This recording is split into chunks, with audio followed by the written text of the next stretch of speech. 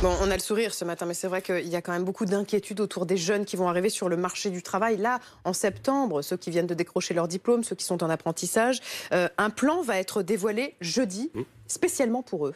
Absolument, 700 000. Le premier enjeu, c'est le mur de l'emploi. Ils sont 700 000 à arriver, il n'y a pas de boulot. On a eu des chiffres de la PEC, les offres d'emploi pour les jeunes, moins 65% au premier trimestre. Je vous laisse imaginer le deuxième et le troisième, bien sûr. Le deuxième enjeu, c'est éviter la malédiction du jeune qui arrive au mauvais moment. Le CEREC, qui est un centre public de recherche sur les qualifications, a fait des comparaisons passionnantes mais assez terrifiantes. Celui qui arrive au mauvais moment, c'est la triple peine. Il connaît plus le chômage que son collègue qui est arrivé au bon moment. Il est moins bien payé au début, il rattrape pas le retard pendant sa carrière et sa progression dans l'emploi aussi est plus compliquée. Et clairement, les jeunes vont être les grands perdants du Covid, surtout les apprentis. On avait enfin relancé l'apprentissage en France. Ça va mal se passer au mois de septembre. Et puis aussi, tous ceux qui sont en CDD en intérim, ils sont très nombreux chez les jeunes. Il n'y a que 45% de CDI dans cette population. Mais vous êtes pessimiste. Vous êtes sûr que ça va pas repartir, comme la consommation est repartie beaucoup plus vite que prévu? Enfin, la consommation, elle n'a pas retrouvé son niveau d'avant. Il y a encore beaucoup d'épargne thésaurisée sur les comptes courants. Non, là, il faut trouver des solutions. Il faut vraiment trouver des solutions. Il y en a, les bonnes vieilles recettes classiques. Je te fais une prime à l'embauche.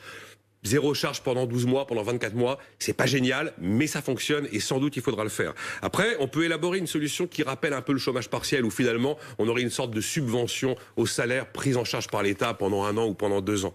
On peut aussi, et ça c'est très efficace, ça coûte pas d'argent, on retarde l'arrivée sur l'emploi. On vise plutôt septembre 2021. Un étudiant qui le peut, il fait une année de master, il arrive en septembre 2021, ce sera un meilleur moment. Un apprenti, on va probablement lui donner 6 mois, 12 mois pour rechercher une entreprise plutôt qu'au mois de septembre qui vient. Il y a le service civique qui peut aussi rendre service. Après, il y a des tabous, on n'en parlera sûrement pas, comme le SMIC jeune ou le contrat première embauche, souvenez-vous. Bon, le verdict, ce sera jeudi, quand sera dévoilé le plan. Est-ce qu'on n'a pas là le début de tout ce qui peut constituer la bombe sociale de la prochaine rentrée? Mais vraiment, c'est un vrai sujet. Il n'y aura pas les jobs habituels. Il faut bien les faire rentrer, tous ces jeunes. Et encore une fois, cette étude du CEREC est absolument passionnante. Elle a comparé le jeune qui arrive en 2010, mauvais moment, crise financière. Celui qui arrive en 98, le moment de l'euphorie Internet.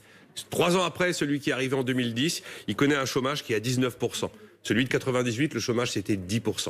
Et 7 ans après, celui qui est arrivé en 2010, il a un salaire 15% inférieur à celui qui est arrivé en 98. Et là où c'est un vrai enjeu, c'est que derrière cet emploi des jeunes, vous avez l'accès au crédit, l'accès au logement, sans oublier que toutes ces dettes qu'on est en train de contracter, c'est eux qui vont en hériter.